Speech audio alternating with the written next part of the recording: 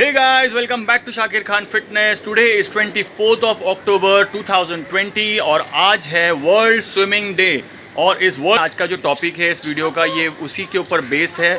आज मैं आपको बताऊंगा कि कैसे आप स्विमिंग कितने दिन में आप सीख सकते हो या कितने घंटों में आप कितने आवर्स में आप स्विमिंग सीख सकते हो। तो this is on that particular topic.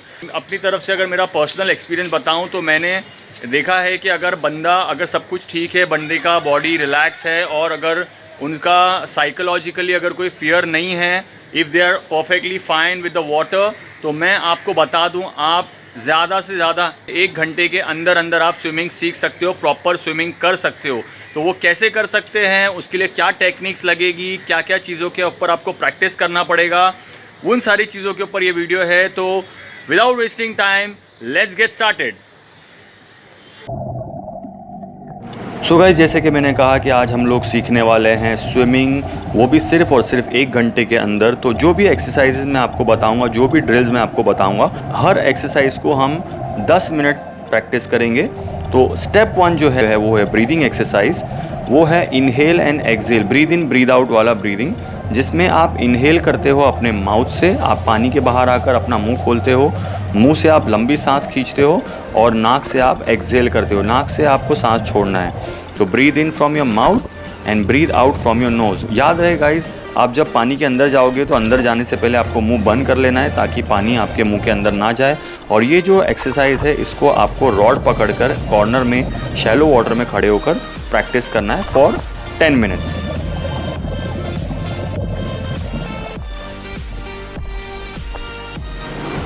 Step number 2, floating. Floating swimming का सबसे इम्पॉर्टेंट पार्ट होता है आफ्टर ब्रीदिंग।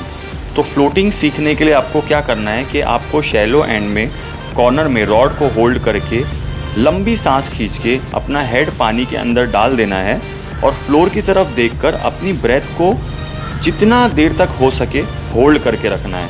इससे ये होगा कि आप जब अपने हाथों को छोड़ देते हो तो आपकी बॉडी अपने आप फ्लोट होने लगती है। और इसी तरह से आपको ये 10 मिनट तक की फ्लोटिंग की प्रैक्टिस करना है। 10 मिनट के बाद जब आपको ऐसा लगे कि आपकी फ्लोटिंग अच्छे से हो रही है, उसके बाद हम लोग नेक्स्ट स्टेप की तरफ बढ़ेंगे। लेकिन आपको ये मेक श्योर करना है कि इन 10 मिनट में आपको आपकी ब्रेथ होल्ड करने की कैपेसिटी जितनी हो सके बढ़ा देनी है। तो आपकी ब्रेथ होल्ड करने की कैपेसिटी कम से कम 30 सेकेंड की होनी ही चाहिए। स्टेप नंबर 3, पुश ऑफ, जिसे हम ग्लाइडिंग भी कहते हैं, जिसे आप स्टार्टिंग के लिए यूज़ करते हो। This is the starting point. अगर आपका स्टार्ट अच्छा होगा तो आप ज़्यादा दूर तक अच्छी तरह से स्विमिंग कर पाओगे, लेकिन अगर आपका स्टार्ट अच्छा नहीं हुआ तो आप ज़्यादा दूर नहीं जा पाओगे, क्योंकि आप अपनी एनर्जी हाथ पैर मारने में वेस्ट कर दोगे। तो ये एक बहुत ही इंपॉर्टेंट स्टेप होता है। जब आप स्टार्ट लेते हो तो आपको सबसे पहले ग्लाइडिंग की ज़रूरत पड़ती है। तो अब हम देखते हैं ग्लाइडिंग कैसे करना है। तो ग्लाइडिंग करने के लिए सबसे पहले आपको शैलो एंड में खड़े होकर आपके पैर को 1 बाय 1 वॉल के ऊपर टच कर देना है और उसके बाद आपको लंबी सांस लेके हेड डाउन करके ब्रेथ होल्ड करते हुए बॉडी को वॉल के अगेंस्ट पुश करना है। जैसे ही आप अपनी बॉडी को पुश करोगे, आपको मेक श्योर करना है कि आपके दोनों हाथ साथ में जुड़े हो, जिसे हम स्ट्रीमलाइन पोजीशन कहते हैं। स्ट्रीमलाइन पोजीशन में आपकी बॉडी पानी को कट करके ज़्यादा दूर तक ट्रैवल कर सकती है।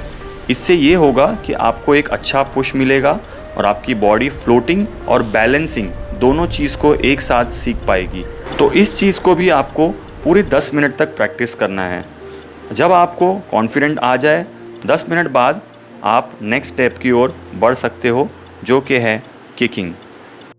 Step number 4, free style kicking with sideways breathing. तो अब इस स्टेप में आपको आपकी किकिंग की प्रैक्टिस करनी है। तो किकिंग का जो पैटर्न होता है उसमें आपको दोनों पैर एक दूसरे के करीब रखने हैं, टो स्ट्रेच रहेगा, एंकल लूज़ रखना है और नी सॉफ्ट रखते हुए आपको पूरे लेग को, हिप जॉइंट से लेके टो तक पूरे लेग को आपको किक करना है। तो इसमें आपको एक्चुअली पानी को नीचे की तरफ प्रेस करना होता है।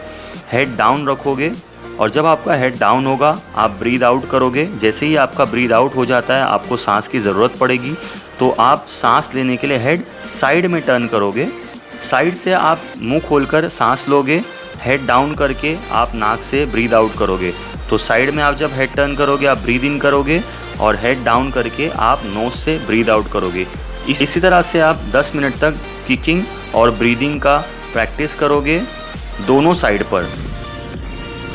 Step number 5, hand movement. Hand movement practice के लिए आप शैलो एंड में खड़े होकर अपनी बॉडी को नीचे की तरफ झुकाओगे, फॉरवर्ड बेंडिंग करोगे, दोनों हाथों को स्ट्रेच करोगे आगे की तरफ और फिर धीरे धीरे 1 बाय 1 आप पानी के अंदर से हाथों को पीछे की तरफ पुल करोगे। तो जब आप हाथ पीछे की तरफ पुल करोगे आप एक्चुअली पानी को कलेक्ट करोगे और उसे पीछे छोड़ दोगे, जैसे कि आप कोई चप्पू चला रहे हो। और जब आपका हाथ पीछे की तरफ जाता है तो आपको इस चीज़ का ध्यान रखना है कि आपका हाथ आपकी बॉडी से करीब जाए, यानी कि आपके थंब आपके थाइस से काफ़ी करीब से गुजरेंगे। उसके बाद आपका एल्बो आपको ऊपर की तरफ पुल करना है, जिससे कि आपका हाथ पानी के बाहर आ जाता है।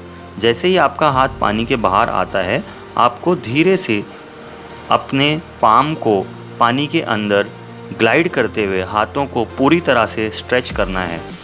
अब इसके अंदर आप हैंड मूवमेंट के साथ साथ फिर से वही ब्रीदिंग का प्रैक्टिस कर सकते हो जो हमने किकिंग के साथ किया था। तो इसमें आप 2 तरह का कोऑर्डिनेशन प्रैक्टिस कर सकते हो, एक तो 4th hand movement head turn और दूसरा 2nd hand movement head turn. तो अब इन 5 एक्सरसाइजेस को 10-10 मिनट प्रैक्टिस करने के बाद में आपके पास अभी भी 10 मिनट बचा है।